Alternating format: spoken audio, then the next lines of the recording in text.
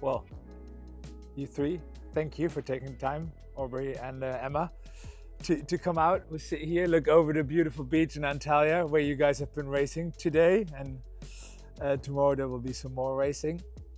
We wanted to grasp some of that spirit of coastal rowing, why you guys fell in love with it. I think, Aubrey, Andy, you've been along the ride for a long time. And Emma also, first time in 22, I think? Yeah, in Wales. In Wales? Yeah. Bit different vibe than this, maybe? Everyone has been extremely different. So can you tell us a bit, like, what was it that got you into coastal rowing? How I started, actually I started rowing in coastal boats because I wanted to try something in the sea because I love to be in the sea. First time that when I went to my rowing club, I started rowing in a coastal boat because we were using it as a learning boat or whatever. So it's quite interesting how everything have developed, But yeah, well, after the years I was in the flat water, and then I made the transition. I always we were always planning that coastal season after the flat water season. So I was 16, 15 years old. I'm doing coastal and going to all the championships from 2018. So yeah, until now. So this journey have been quite interesting to see all the progress. So that was great. I was curious because you've been around for, I guess both of you have been around for all of the ones since 2019. How did they develop over time? How did it change? Well, for me, I didn't even know what coastal was until 2018, when I saw the endurance was even hosted within Canada, and I didn't even know that was happening on the other side of the country. And then I saw some pictures of the Commonwealth Championships that year, which was the first time ever as beach sprints. So I called up, or I messaged one of my friends who was there. I was like, "This looks amazing. It looks like you're having such a great time. And like everyone's obviously working hard, but just looks like everyone's just having fun doing it." So I got in touch with one of the guys who's helping run that, Peter Cookson, and then he gave me the information. This was before the Worlds was even officially happening, so I didn't even know. So I became the first person in Canada to train for beach sprints. At that time, I didn't know what I was doing, so I got a boat from Peter to train in that fall, or that winter, or spring, and by that time the Worlds had been announced. And then from the first Worlds, it was so small. There were maybe 12 countries, Something like and we were all in this one hotel, and we all had the same food, same everything. And I don't know if it was the plan of the Chinese, but we had a very traditional Chinese meal the night before the race, and they kept coming around to the tables and saying "come by" and trying to get us to drink before the race the night. But it was very tight and very much like a family. It was just everyone was helping each other. Some teams didn't have anyone extra to hold the boats. So it was really just everyone learning what's going on. There were some teams like the Spanish and the French and some of the Brits who knew what they were doing because they have experience on the ocean, on offshore rowing, and that really showed. Emma, for you, is that vibe something that drew you in? And Oh, 100%, yeah. I remember hopping in a boat in Wales for the first time, never done it. We saw Portugal the year before and thought, oh, we'll go to a nice beach, hot sunny venue, and we show up in Wales and it was freezing cold and we're thinking, what are we doing here?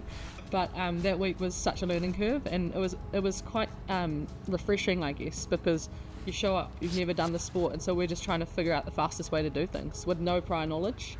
And we had a great week, and that, I guess, a few core, Matt Dunham, Jackie Kittle, we got hooked and haven't looked back really. I think the sport has something beautiful about it in terms of the community and the camaraderie, and there's less intensity. Friendships are unreal already. People have, created these friendships, which for me, rowing is a huge thing in rowing, full stop. But in coastal, it seems even more ingrained. And yeah, I just think the future of the sport is really exciting, and it touches a whole lot of communities that you wouldn't otherwise touch because of the accessibility of the boats. And you show up, you can put anyone in. I could go rowing with a novice and have a great time. you showed up here with a whole entourage, not just Canadian, but also Jerry, one of the other OGs. I think that already says a lot about the spirit of coastal. But And you did say that you feel it changes a bit. It's bigger now. Not all the athletes are in one hotel anymore. How in what way does it change, and in what way is it still similar as to back then? I mean, all three of you. Well, I think like obviously this is getting bigger, you know, this is getting more serious, and especially I was feeling my point of view is that federations are specializing a little bit more, and in our case, like Spanish Federation is really strict with this, and we have to keep that environment of being with the national team and everything. No, it changed, and we were going. We were like in the first world, we were as a club, you know, because we won, and then we went. That was the system. Now we have trials, we have everything. Now it's more serious.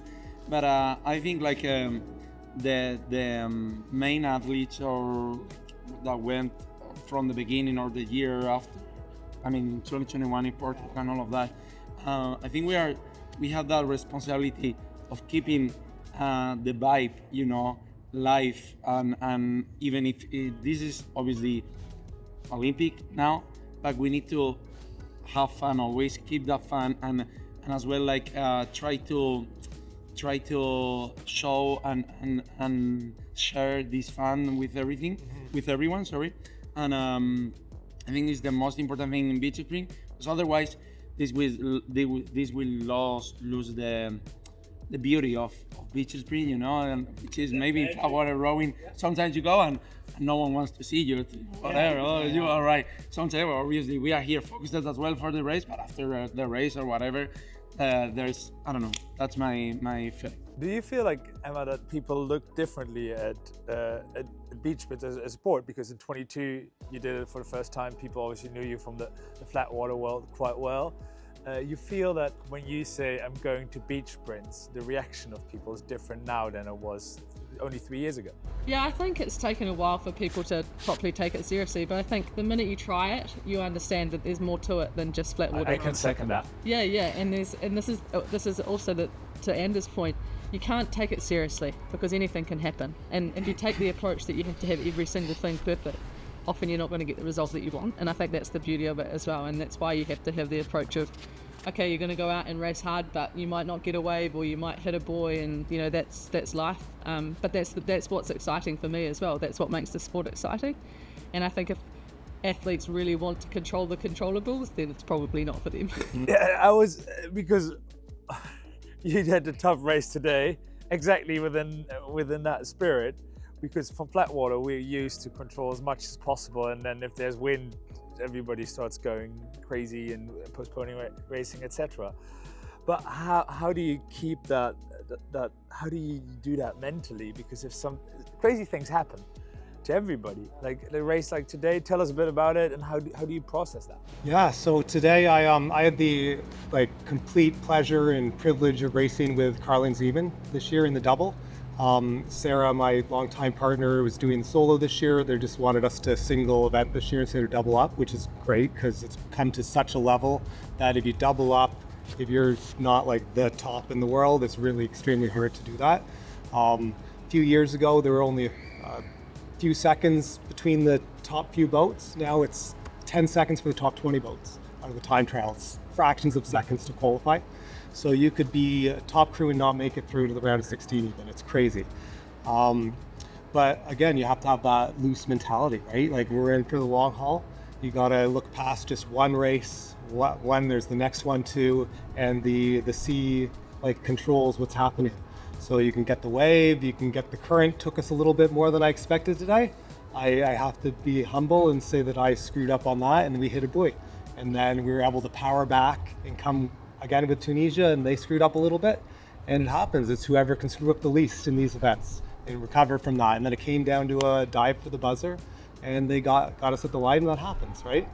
I remember, where is it, in Wales or Portugal, there's a picture I love seeing, and it's Andrew just diving face first for the line, and it's amazing. That one was in Aubrey. I thought about that today. I was not as I was diving, but after, it's like I hope I looked as good as that when I was doing. At least I have the picture. But yeah, it's Do you practice the diving? That time I was doing it for the camera, obviously. A bit of show. we were a bit. practiced in front of the mirror. That time, and I said, look, get this. I was saying that, remember, you know. But now I don't know why. It's my dive, you know, to get in. I don't know. I always used to jump and get the button, and I don't know. It was quite funny. I did it again in Wales. Not that good, and the background was not that good, obviously, but no, it was really fun. But what is something completely different that you train now that you would have never trained in the past? Oh, all of it. The turn, the entry, the exit. It's all those key parts can make a huge difference in terms of making mistakes. And if you make a small mistake and it's a small margin, then yeah, it's all so important. You never go and practice turning a flat water boat, do you? It's such different. I was thinking a lot of different forces through the body as well. You know, in a flat water boat, you're never using that push action, but when you're in a coastal boat, there is that force. So it's different. It's completely different in many ways. But no jumping for the buzzer. We'll just wait and see what happens. Not yet. On that point of the future of the sport, I think now obviously it's become Olympic. We just said the events are getting bigger and bigger, more serious. But what would be your dream future for the sport of beach sprints, of coastal rowing more broadly? What would that sort of look like? Because you call it the beach sprints finals now. Well, some of the thoughts of like how you like this sport to look in 10 years time.